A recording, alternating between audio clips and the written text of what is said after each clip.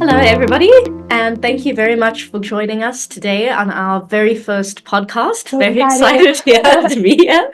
If you've joined any of our quarterly update webinars, then you might recognize our faces. If you haven't, you should really join those in future. But this is Jodilee Manuel. She's our head of education and implementation, and I'm Alex Hoffman, Syft's engagement manager. So yeah, both of us are from Syft Analytics, but we're here to talk about everything beyond insights, right? So we all about insights at Syft, but we're here to go beyond that and just chat about relevant topics. And what are we talking about today?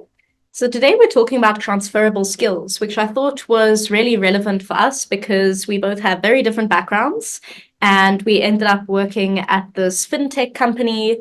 I didn't know what fintech was until I joined Syft, pretty much. A completely new world. And in the world of work today, you really need to be able to have transferable skills because jobs are always changing. And not only that, people are not only changing jobs, they're even changing careers. And you need to know which skills are useful across different jobs in different industries and how you can build up those transferable skills.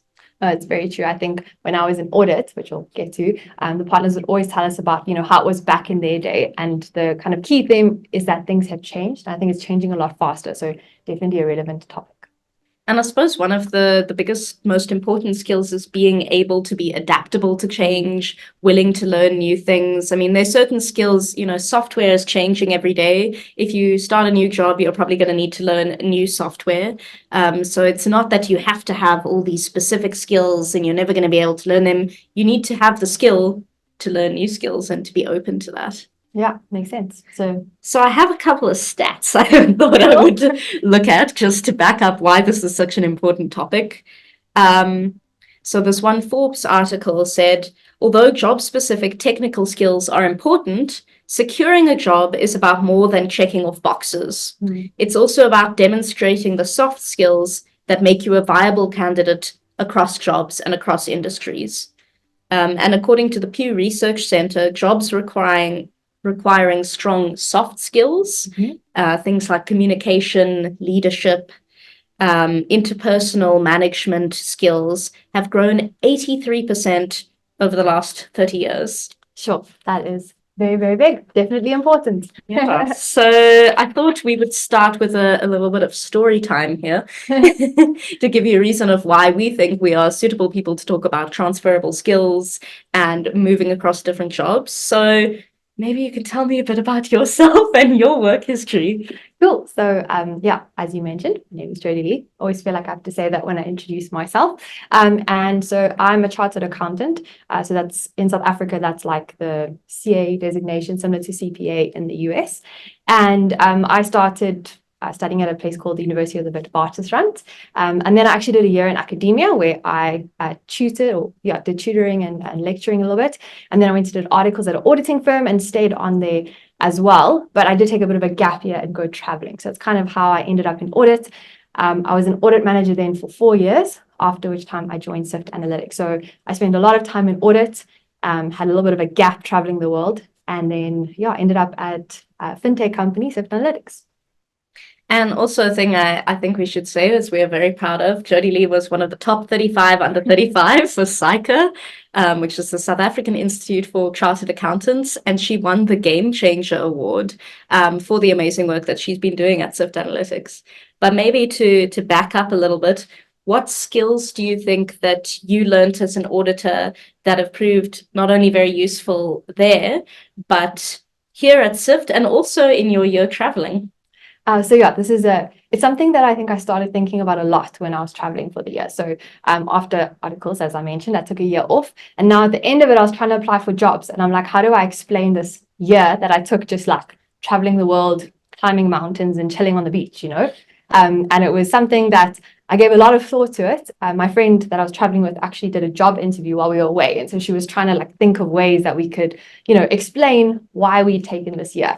And I think it really got me to think, well, in our gap year, we got really good at budgeting, which is if you're going to become a financial manager, it's something you have to do for a business. Our budget was $25 a day and we had to make the money last. But we also got good at things like communicating. So we were spend a lot of time in different parts of the world where English was not the first language. And I realized that that is actually a huge skill, because if you're working in a global business, you need to be able to communicate with people, yes, whose English is not always their first language, so you need to make sure that you can understand, you listen carefully to really understand what they're saying. So things like that, which maybe at first seem like, oh, you just went on holiday, could really become useful. And so if we go back to my auditing days, I think auditing, when you do your articles, you work in audit, you're having to deal with clients all the time. Often they don't particularly like you because you're the auditor. So you have to learn how to really get the best out of people, how to communicate, get them to understand, and get you what you need. Also a lot of conflict resolution. And personally, that's not one of my strengths, like just in my personality. But learning to deal with conflict was something that I really appreciated, having that opportunity in my auditing years. And I think then just determination, it's not easy to be an auditor often, and especially articles, it's a really busy time. So determination, perseverance, taking responsibility for your work, those are all things that I learned there, and they're definitely very relevant for my position now in Syft. And I think many, many other positions as well would need all those skills. And I think something else you did when you were working at PwC was you were a manager. So you had to be able to manage people, you had to be able to delegate, you had to deal with people, I'm sure, who were not quite doing the work that they were supposed to do. Yes. They misunderstood what they were supposed to do. How do you think that has helped you in your new position? Well, I now finally have a team at Syft as well, so I also get to manage people. But I think it links back to that getting the best out of people. I think when you're a manager, it's not actually just about telling people what to do, and you very quickly learn that in audit. You also, well, at least what I've learned is not managing everyone is not the same. You can have a way you want to manage people, but you also have to see how they work best and what would be best for them. So I think that is useful, and I think it links to beyond if you're a manager. In life we all kind of lead at something, or we all want to lead at something or get opportunities, maybe to lead a project, to take ownership of something, and to collaborate, and those management skills are crucial. That's actually why I ended up going back to auditing after my year away, because I realized it was the best place for me to learn those management skills. So less about learning how to audit, because I already learned that, and more about those softer skills. That's why I went back. And learning how to motivate people differently, what drives different people. Yes, definitely. Coffee and snacks are great. But more than that, I think just, rewarding. But 100%, it's a good idea. It's useful to learn those skills, how to get the best out of people. And when you're thinking about new people joining Syft, we've expanded a lot, both since I joined and since Jodilee joined. We're always hiring new people. And I know you're perhaps more involved in looking at new people to hire than I am. What kind of skills do you look for in a new recruit? So I think obviously there's always the basic technical skills. Ultimately, if you're going to be hired for an accounting position, you need to have some accounting accounting skills. But I think often I look for work ethic, attitude. I don't know if that's a skill, but I think having a positive attitude is a skill. I think like accountability and taking responsibility. If I can give you something and you're going to run with it, that makes my life a lot easier. Yes. Especially when you're building something, at Syft, we are constantly innovating and building. It's not this big corporate where there's necessarily all these set roles. You need to be innovative and be thinking of new things, be problem solving and critical thinking. All those things I think are crucial. They sound maybe like, keywords, but I think they're so important. I think it's all about like the way that you apply them. So critical thinking sounds like this big, like generic, but it's about, I don't know, thinking about how do you solve problems? Do you break them down into like the component pieces that make it a bit easier? What's it? The best way to eat an elephant is one bite at a time. Like my favorite quote, but it is that kind of thing. And that's sometimes hard to sort of test for. Yeah, definitely. No, and I think, look, when you're hiring someone, we were actually discussing this other day, you get the documents and then you have an interview. It's hard to kind of get a sense in such a short space of time. I'm sure people are great at it. But I think, those are kind of what we'd be looking for, to see that you have those skills, because you might have learned a different software at your old company, or you might have worked with Microsoft or instead of Google Meets or something like that, Teams. But ultimately, those things are transfer, you can adapt, you can relearn those softwares. It's the go-getter attitude and all those things, which I think really copy over well. Oh, definitely. And you worked quite a bit with accounting trainees in the past as well. What kind of skills would you look for there? So I think there I think it's very common themes. It's again accountability and problem solving. I think often when you're an accounting trainee, you'll get something and it's more often than not going to work perfectly. And you're going to have to ask for additional information or try solve the problem. And because you're constantly learning, as we do in most jobs, you probably don't know what to do. And I think that inquiring mind, having that attitude of let me go and try, see what resources are out there, which is all problem solving skills. And being proactive as well. Exactly. It's not waiting for someone to tell you what to do. It's trying to figure it out, asking questions. Exactly. And those are things that, I did back in audit that I would look for in an audit trainee, and now at Syft in a tech company as well. It's, if there's a problem, how do we solve it? Whether it's a client coming in with a query, maybe something is looking strange on the software or the way their numbers are looking, how do we fix this? And it's taking responsibility, taking whether it's an issue coming from a client in audit or from a client in tech, Yes. taking it and making sure you see it through to the end, not just being like, done. And then also I think deadlines. Yes. And time management. And those are things that are tough because you often don't learn them at university. You should, but I don't know if we always do. So, sticking to deadlines, tracking your time, making sure you're being efficient. Those are all things that are applicable in both cases as well. And that I think your bosses and your clients would really appreciate. Definitely.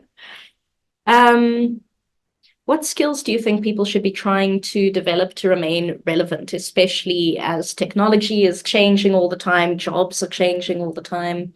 So I think digital skills are really important. I think that's been a challenge for me since I left articles. When I was in auditing, we learned kind of a set of tools, and I thought that was the be all and the end all. And now that I've left, I've learned that there's so much out there, and I think it's more about learning how they work. So like we do collaborations with universities, and I know students aren't going to necessarily use our software one day, but learning how software works can, help you to understand. That's the transferable skill. Yes.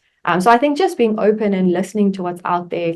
I listen to a lot of podcasts as well, so that I can kind of see what's out there. I think that's useful. But I also think the soft skills we've mentioned, I think as the world changes, more often people are going to be looking for people they can rely on, Yes. that are accountable, that, all of those types of things. And it's that same kind of thing. Yes, robots seem to be taking over in a lot of areas. There's AI, there's automation. But there are certain things that they just cannot replace, at least not anytime soon. Those certain fundamental human qualities. Agreed, yeah. And look, I think we had a talk on AI. I'm sure we'll get to that as well. And they replace helping us be more efficient so we can spend more time on the high value things. And that's where your skills will come in that we're talking about. And do you have a key takeaway for our listeners? So I think my dad told me something, and I think it's very wise. You don't have to know kind of what your end job is going to be because, as we say, the world is changing, companies change. It's more kind of think of where you are and make sure that you're growing and developing in the right direction. So if you're in a job and you are growing these skills, then that's a good place to be in. And I think just maybe take a few moments to think, am I developing these types of skills that can go with me beyond my current position, or at least grow me in my position? Yes. That's for me. Cool. Now it's my turn. Yes, ask me a bit about my background. So Alex, I think, has a far more interesting background than me for someone who works at an accounting software company. So Alex, can you tell us a bit about your background? Sure. So I do have a bit of an unorthodox background. I initially studied film and television, also at the University of the Witwatersrand. And I thought I was going to be a filmmaker. Hasn't happened so far, but I have been on video now. So I was going to say I've been very involved in content creation, just of a very different kind. Transferable skill number one. I then realized that I loved English literature. I did a master's in English literature, and then because I'm mad, I did one in creative writing as well. No accounting in there at all. No accounting, no maths, completely different. No tech-related subjects, no IT. And then I applied for a job at Syft Analytics. I decided filmmaking, not really for me. Academia, which was my next idea of a job, not really for me. Let me try something completely different. This was during COVID, and I was really tired of sitting at home, being alone, feeling like I wasn't really contributing to anything beyond myself. And I said in my interview, I want to be able to contribute to something bigger. I want to make a difference in this company. And I'm prepared to learn, basically. I said, I'm very good at writing. That was my number one transferable skill. I'm very good at doing research. These are all things that I've learned through my various degrees. Obviously, thinking creatively, a big part of what I'm trained in and what I'm good at. So I saw that Syft had a blog, and I thought, I can make this blog better. I can write articles, I can do a lot of research, I can find interesting topics. This then feeds into other things like this podcast, webinars that we've done. I've been involved in Syft Campus, which is our online learning platform. And that is my Your story. my story. So I always, whenever we go to events or when we go to lectures and the accounting students come and ask Alex questions about accounting, firstly, she answers them very well. But I think it's always just so interesting because as an accountant, we deal with words as well, but they're all accounting words. Yes, it's very jargon heavy. Exactly. And I think, yeah, I feel like it's so cool that two people from such different backgrounds can be working. I think that, as you said, that's a testament to transferable skills. Definitely. And I think one of the most important things that I've learned is that you need to have a growth mindset, that you need to think, so a fixed mindset is when you think, I'm very good at writing. This is the thing I'm good at. I've always gotten good marks or whatever it is. And I'm terrible at maths, so I'm not even going to try. So I obviously didn't have a background in accounting, but I was like, you know what? I can learn enough that I will be able to get by. And I actually have understandably learned a lot since I've been at Syft. And I don't know, if you're just open to the possibilities, if you're open to learning and trying and finding out new things, you can learn a lot more than you would think. Cool. So what do you think the tough skills are, the transferable skills for an English twice mastered person to work at an accounting software company? I don't want to repeat everything that you've said. Obviously, communication is a big part of everything. I mean, that goes along with if you studied English or any kind of Bachelor of Art degree, hopefully you know how to write. In fact, I think for most jobs, writing is a very valuable skill, being able to write emails. And if you have to do, I do a lot of marketing work, so social media. Being able to write is very useful, being able to talk to people, build relationships. I think that writing, for social media, it's something that I also underestimate, because if you're maybe running an accounting practice or a business, you obviously want to get a brand, and Yes. it's not just pictures and design, it's also words, but also even just your own personal brand. So I also often think, what can I post on LinkedIn? And then I'm like, oh, I have to go write something, and I think it's a skill we need to practice. And, how do you communicate? What do you say? So yeah, definitely very important, far beyond just if you're in the marketing division of a company, I think it's so important to have a personal brand, to have something that, if people are looking for an accountant, they get a sense of who you are, what you're like. That counts actually a lot more than I think people often think, even just having a website that says this is what we do, this is why you can trust us. And I think building relationships is also part of that. So that also sounds like a kind of airy fairy sort of skill. But it really is true. It's not always just what you know, it's who you know. It's being able to build up a network. It's part of how I ended up at Syft as well, is that I knew someone who was working here and they recommended me.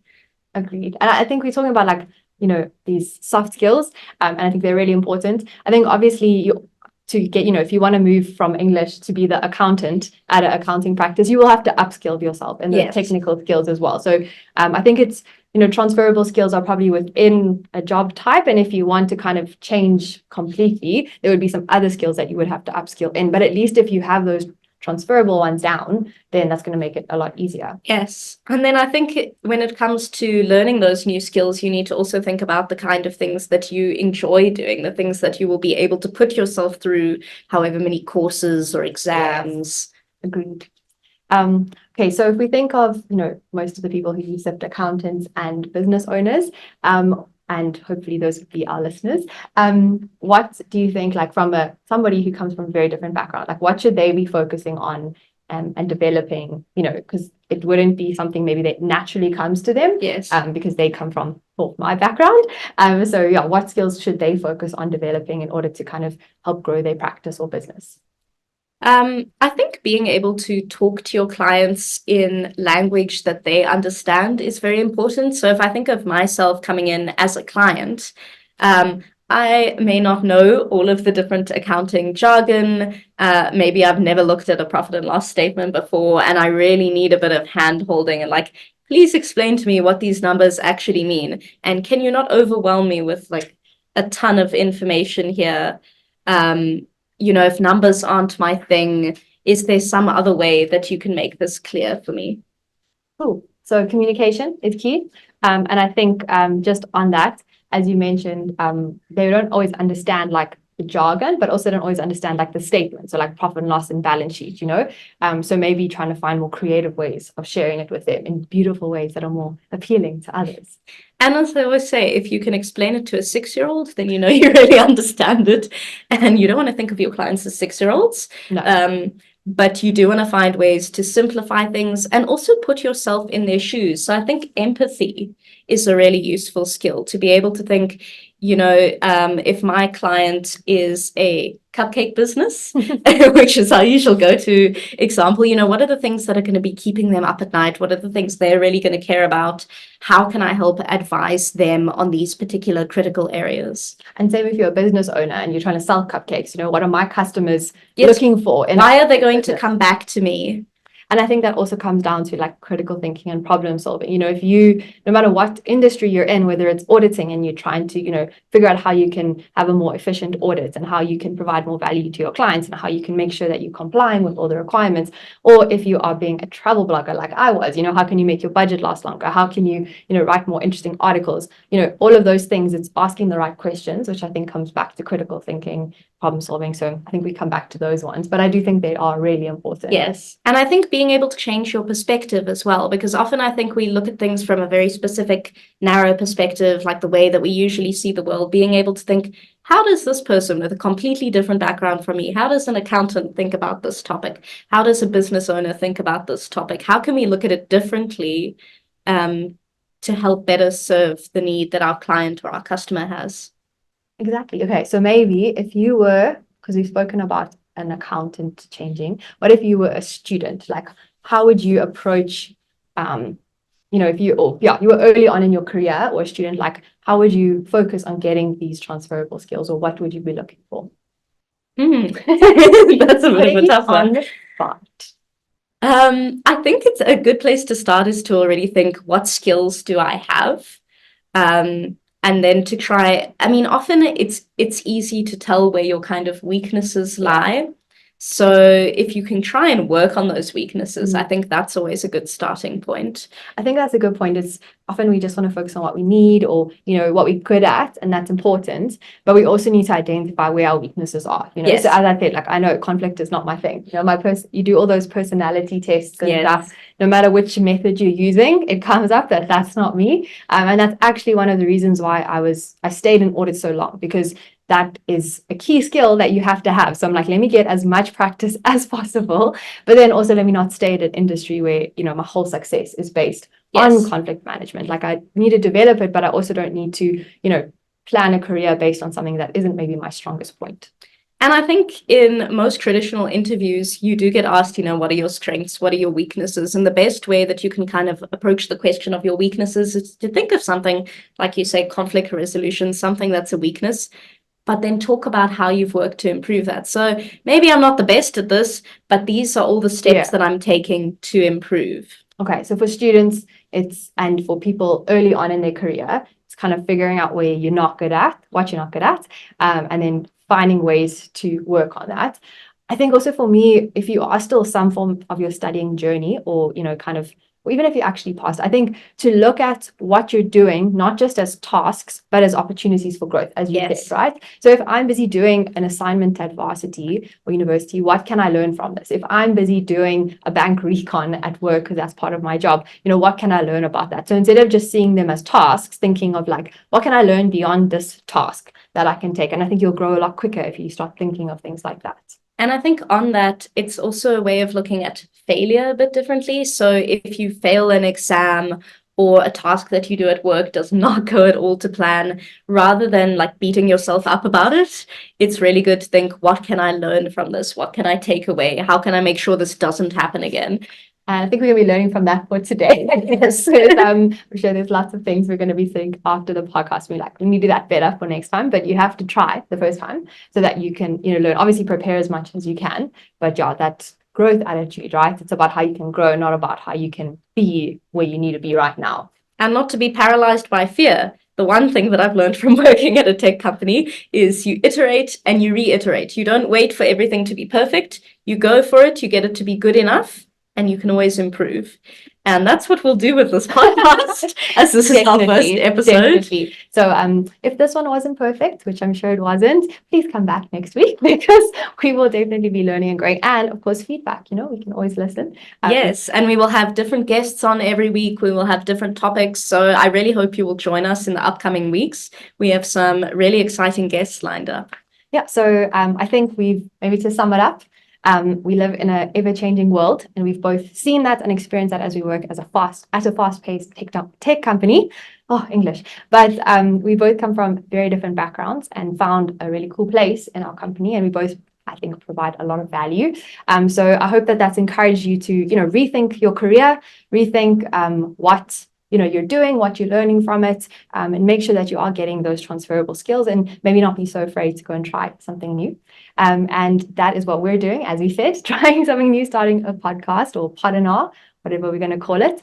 So I hope that you'll join us. As Alex says, we have tons of really cool guests lined up. Today was just about, introducing ourselves and sharing what we have to share, but we've got lots of really cool experts lined up and ready to, tell their stories and go beyond just the insights that we are used to in our daily work at Syft Analytics and go look at, other aspects of the accounting and business industry and, the world. So yeah, thanks for joining us. Anything else to add? I think we will see you next time. Yeah, thanks so much for joining us. Bye. Bye.